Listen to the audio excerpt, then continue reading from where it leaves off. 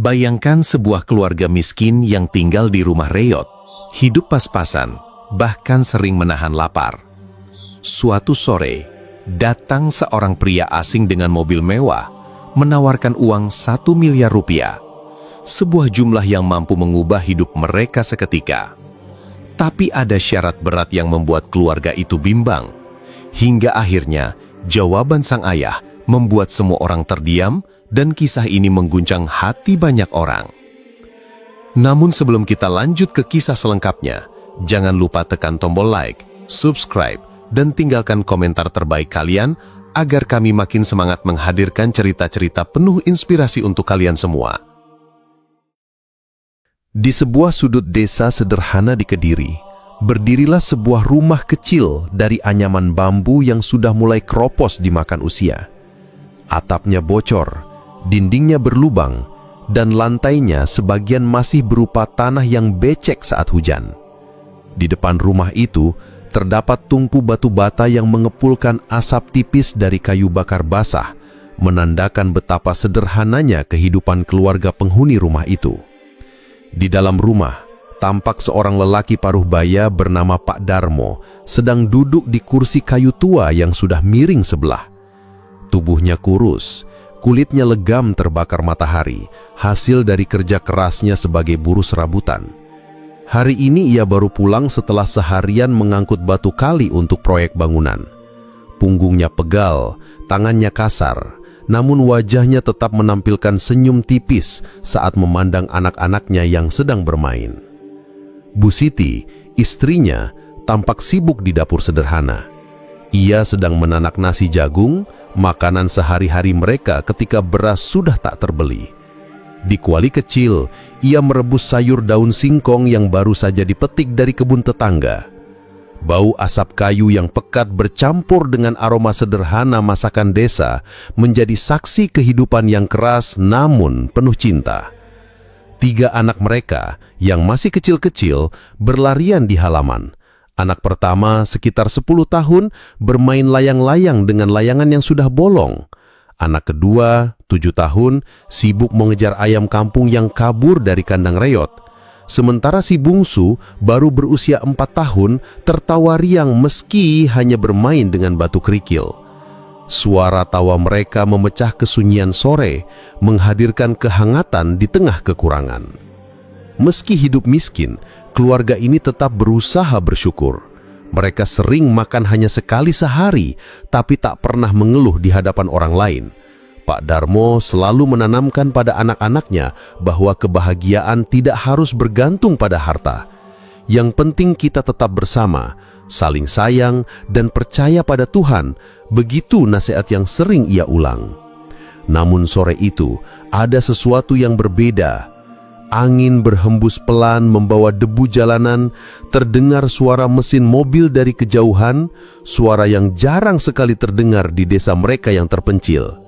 Anak-anak berhenti bermain, Bu Siti melongok dari dapur, dan Pak Darmo menegakkan tubuhnya dengan heran. Dari tikungan jalan tanah yang sempit, tampak sebuah mobil hitam mengkilap perlahan mendekat, semakin lama semakin jelas.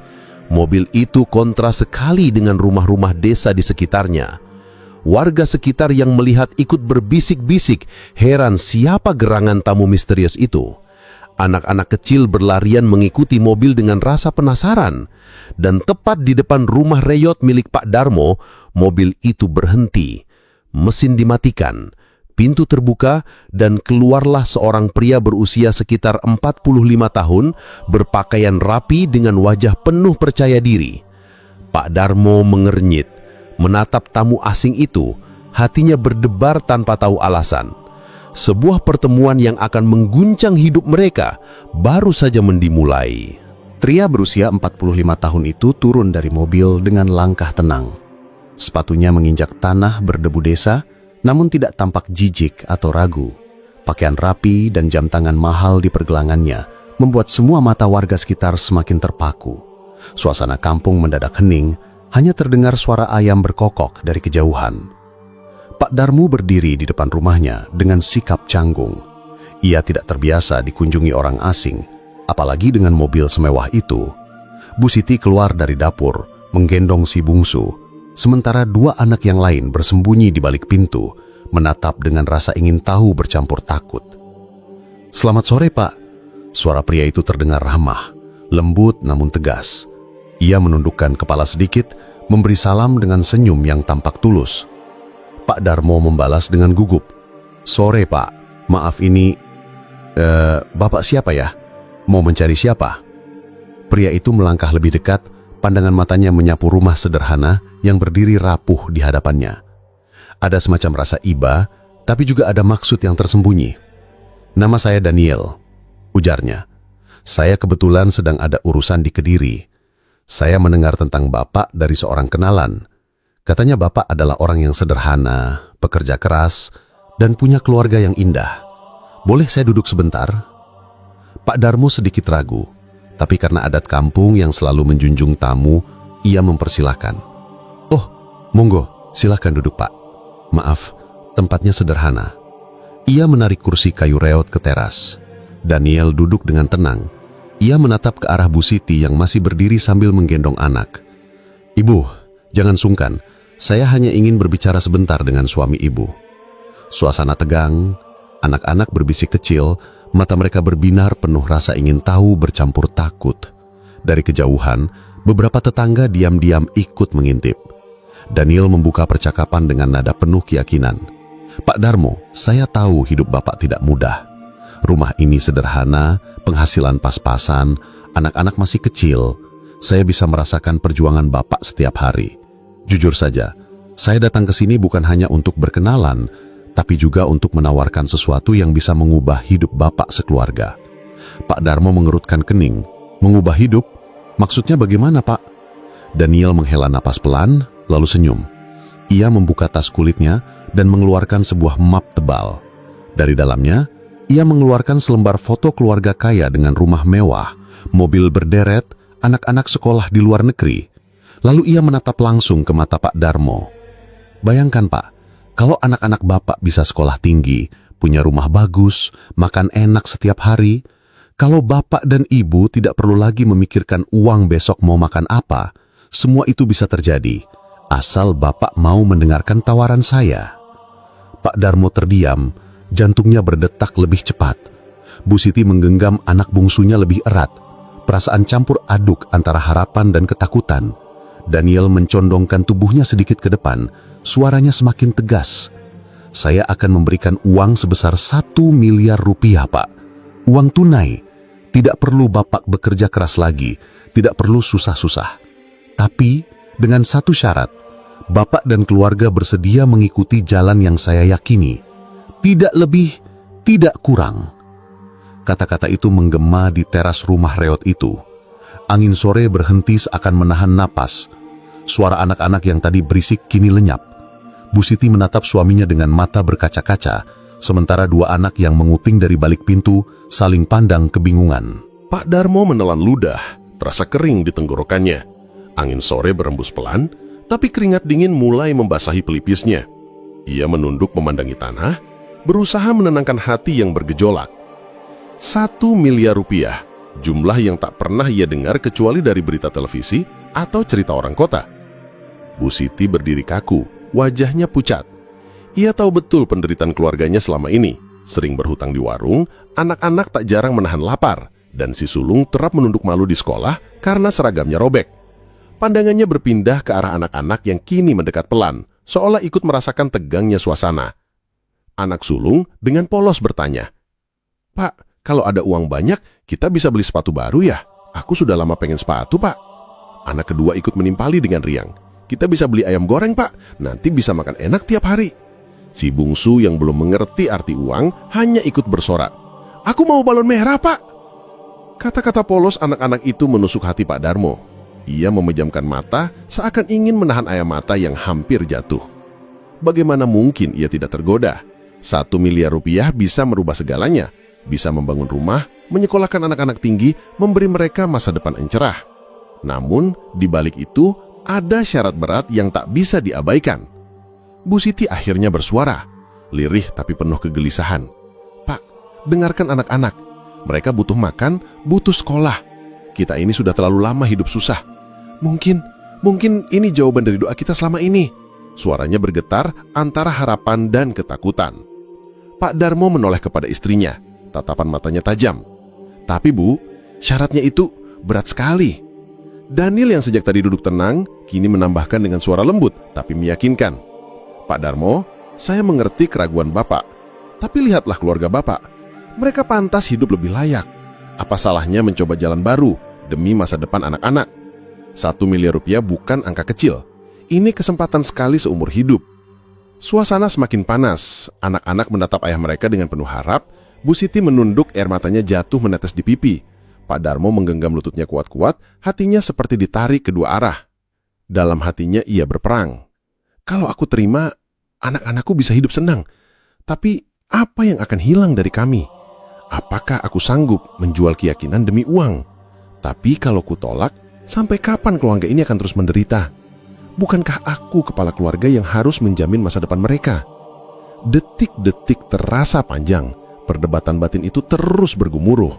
Pak Darmo memandang anak-anaknya yang menunggu jawaban, istrinya yang penuh air mata, dan Daniel yang masih duduk tenang dengan tatapan penuh keyakinan.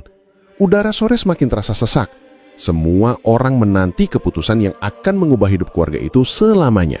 Suasana terasa semakin mencekam. Angin sore yang biasanya membawa kesejukan kini seolah berhenti berhembus. Hanya terdengar suara detak jantung Pak Darmo yang berpacu semakin cepat. Anak-anak masih menatapnya dengan mata penuh harap. Sementara Bu Siti terus menunduk.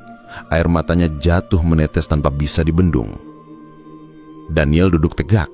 Wajahnya yakin bahwa sebentar lagi jawaban yang ia tunggu akan keluar. Sebuah kata iya yang akan menjadi kemenangannya. Namun Pak Darmo tiba-tiba menarik napas dalam-dalam. Ia menatap wajah istrinya, kemudian anak-anaknya satu persatu, lalu akhirnya memenang lurus ke arah Daniel. Matanya merah, bukan karena marah, tapi karena menahan gejolak di dalam hatinya.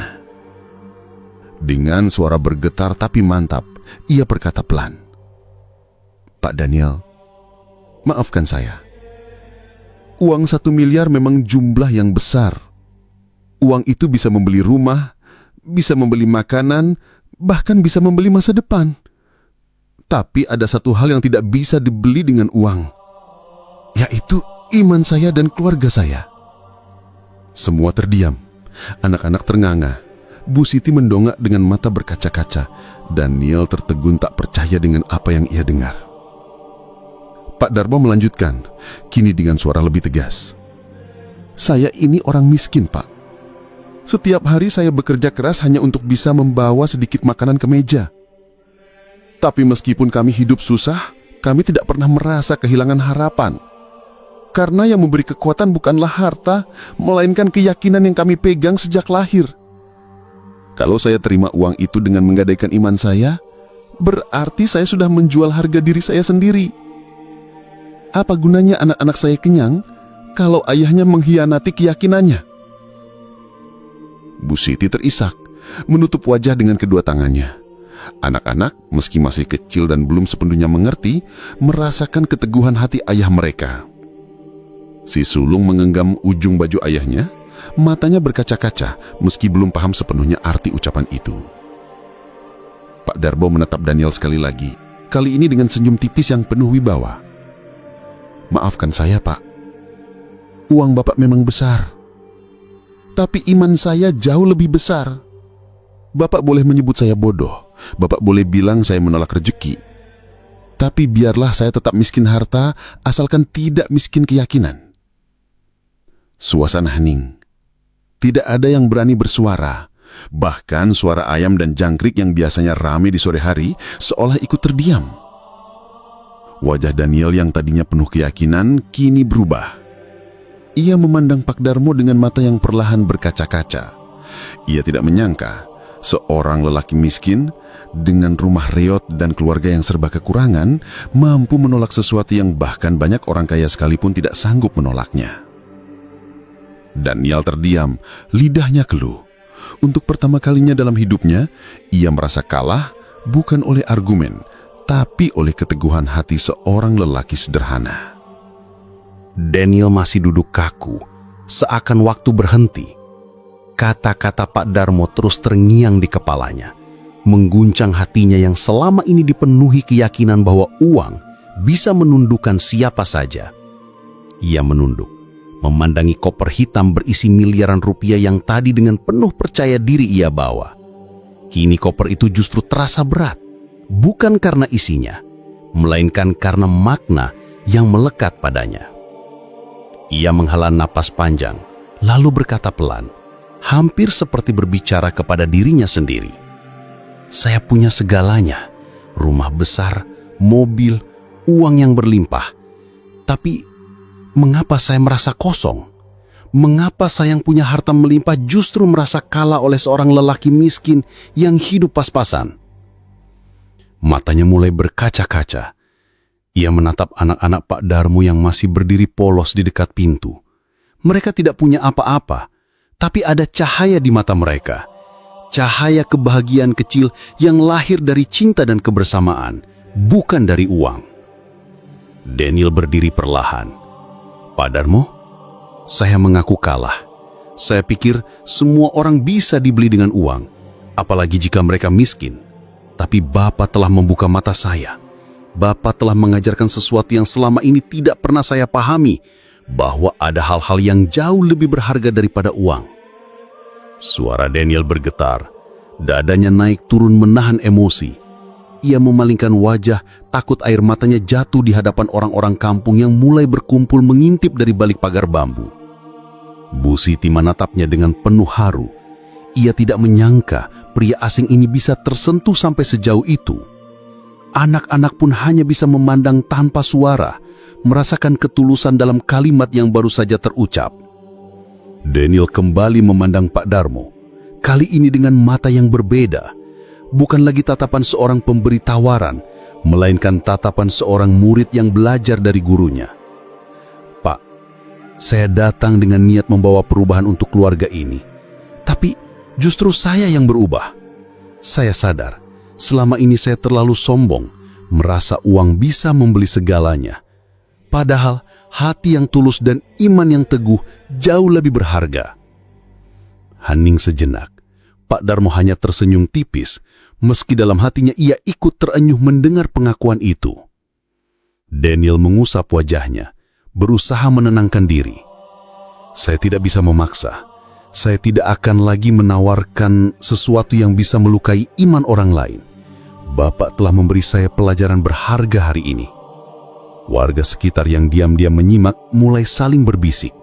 Mereka tak menyangka tamu asing itu yang awalnya datang dengan penuh percaya diri, kini justru terlihat rapuh dan terbuka hatinya. Daniel melangkah mundur, seolah bersiap untuk pergi. Namun sebelum meninggalkan tempat itu, ia menatap koper hitam di samping kursi reot di teras rumah. Ada sesuatu yang masih menggantung di pikirannya. Daniel berdiri kaku di teras rumah reot itu. Tangannya sempat menyentuh gagang koper hitam yang ia bawa sejak tadi, namun segera terhenti. Ia memandang koper itu lama sekali, lalu mengangkat wajahnya menatap Pak Darmo dan keluarganya. Pak, ucapnya pelan, suaranya bergetar. Saya tahu, Bapak sudah menolak tawaran saya, dan saya sangat menghormati keputusan itu. Tapi, ada satu hal yang masih mengganjal di hati saya. Uang ini, ia menepuk koper hitam itu dengan lembut. Tidak lagi berarti sebagai alat untuk memaksa. Saya ingin meninggalkannya di sini, bukan untuk membeli iman Bapak, bukan untuk memaksa, tapi murni sebagai pemberian dari hati saya yang tulus. Pak Darmo terbelalak. Bu Siti menutup mulutnya dengan tangan, hampir tak percaya dengan apa yang mereka dengar. Anak-anak mendekat, mata mereka berbinar, seolah tak yakin mimpi ini nyata. Daniel melanjutkan dengan mata berkaca-kaca. Saya sadar, uang tidak bisa membeli iman, tapi uang masih bisa dipakai untuk hal baik. Gunakanlah ini untuk anak-anak, untuk kehidupan yang lebih layak. Anggap saja ini hadiah dari Tuhan yang kebetulan dititipkan melalui saya. Air mata mulai jatuh dari mata Bu Siti. Ia berbisik lirih. Ya Allah, apakah ini benar-benar terjadi? Anak sulung menggenggam tangan ayahnya. Tubuhnya bergemetar menahan rasa haru bercampur bahagia. Namun Pak Darmo justru menunduk lama. Hatinya berkecamuk. Ia baru saja menolak uang itu dengan tegas karena tidak ingin menggadaikan iman. Dan kini uang itu datang kembali, tapi dengan maksud yang berbeda. Ia mengangkat wajahnya, menatap Daniel dengan sorot mata penuh kehormatan. "Pak Daniel, saya tidak tahu harus berkata apa. Tawaran Bapak kali ini benar-benar berbeda. Kalau uang ini memang tulus, tanpa syarat, maka saya akan menerimanya bukan karena nafsu, tapi karena saya percaya Tuhan yang menggerakkan hati Bapak. Semoga kebaikan ini kembali berlipat kepada Bapak." Daniel terdiam, lalu tersenyum kecil di sela air matanya. Ia pun menaruh koper hitam itu di kursi reyot yang tadi didudukinya. Langkah kakinya terdengar berat ketika ia mulai berjalan meninggalkan rumah itu. Dari kejauhan, warga yang mengintip melihat pemandangan luar biasa. Seorang pria kaya meninggalkan harta besar di rumah reyot keluarga miskin tanpa meminta imbalan apapun. Pak Darmo, Bu Siti dan anak-anak hanya bisa memandangi punggung Daniel yang semakin menjauh. Siluetnya tampak muram namun sekaligus damai. Di dadanya, ia membawa rasa bersalah yang berat, tapi juga sebuah kelegaan baru, bahwa hari itu ia akhirnya belajar arti ketulusan dan iman. Sore itu, langit Kediri perlahan meredup. Matahari tenggelam di balik sawah luas, menyisakan cahaya jingga yang menempel di langit. Rumah reyot Pak Darmo kini menyimpan sebuah kisah yang tak akan pernah dilupakan oleh siapapun yang menyaksikannya. Pak Darmo berdiri di depan rumah, menatap koper hitam berisi uang miliaran rupiah yang kini terletak di kursi kayu reyot. Wajahnya penuh rasa syukur, bukan semata-mata karena uang itu, tapi karena keteguhan hatinya telah diuji dan ia tetap tegak berdiri. Ia membisikkan doa lirih, matanya berkaca-kaca. Bu Siti memeluk anak-anaknya erat. "Kita tetap miskin, Nak," ucapnya dengan suara bergetar. "Tapi hari ini kita diajarkan bahwa iman itu lebih berharga daripada segalanya. Dan lihatlah, Tuhan tidak pernah meninggalkan kita." Anak-anak yang masih kecil belum sepenuhnya mengerti, tapi mereka merasakan kehangatan yang berbeda. Mereka melihat ayah dan ibu mereka tersenyum sambil menangis. Mereka merasakan cinta yang lebih besar daripada sekedar makanan atau mainan. Di kejauhan, sosok Daniel berjalan perlahan menuju mobilnya. Ia tidak menoleh lagi, tapi di wajahnya ada cahaya yang berbeda. Air matanya jatuh, bukan karena kalah, tapi karena hatinya akhirnya disentuh oleh sesuatu yang tak pernah ia temukan sebelumnya. "Mereka miskin harta, tapi kaya hati. Sementara aku, selama ini justru sebaliknya," gumamnya lirih. Mobil itu melaju pergi meninggalkan debu di jalan tanah desa. Namun bagi warga yang melihat dari kejauhan, peristiwa itu menjadi cerita yang terus bergema di kampung. Mereka saling berbisik dengan mata melebar. Satu keluarga miskin menolak 1 miliar demi iman mereka. Kabar itu menyebar dari mulut ke mulut, dari desa ke desa. Ada yang menangis haru mendengarnya, ada yang terinspirasi, dan ada pula yang tercengang tak percaya. Kisah sederhana dari sebuah rumah reyot di Kediri berubah menjadi cerita besar yang mengguncangkan hati banyak orang. Malam pun tiba. Pak Darmo menutup pintu rumahnya, lalu menatap keluarganya dengan mata penuh cinta. "Ingatlah, Nak," katanya lembut, "uang bisa membeli makanan, baju, bahkan rumah, tapi tidak bisa membeli iman dan kebahagiaan sejati. Itu semua hanya datang dari Tuhan dan dari hati yang tulus." Keluarga itu pun berdoa bersama, bersyukur atas ujian yang baru saja mereka lalui. Di luar rumah, bintang-bintang bersinar terang seakan ikut menjadi saksi. Uang bisa membeli segalanya, tapi tidak akan pernah bisa membeli iman.